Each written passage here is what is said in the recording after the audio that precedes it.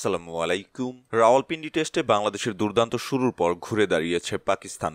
সাইম আইয়ুব এবং সাউদ শাকিলের জুটিতে ভর করে শুরুর বিপদ অনেকটাই কাটিয়ে উঠেছে পাকিস্তান। শেষ বিকেলে সাইমকে ফিরিয়ে জুটি ভেঙেছেন বাংলাদেশের হাসান মাহমুদ।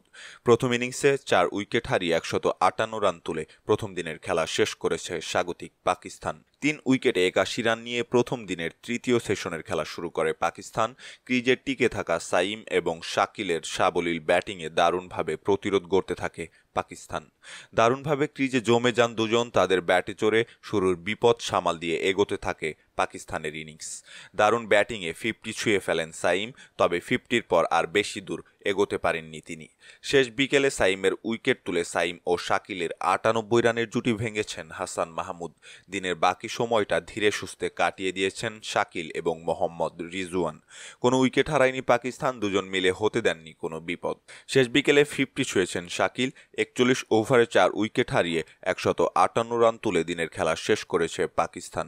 92 বলে 57 রান করে অপরাজিত আছেন শাকিল। অন্যদিকে রিজওয়ান অপরাজিত আছেন 31 বল থেকে 24 রান করে। বাংলাদেশের হয়ে 2টি করে উইকেট শিকার করেছেন শরীফুল ইসলাম এবং হাসান মাহমুদ। উল্লেখ্য, প্রথম দিন বৃষ্টির কারণে খেলা শুরু হতে দেরি হয়, আর তাই তো 41 ওভারের বেশি প্রথম দিন খেলা সম্ভব হয়নি। সম্মানিত দর্শক, এই ছিল আমাদের হাতে থাকা সর্বশেষ ক্রিকেট আপডেট।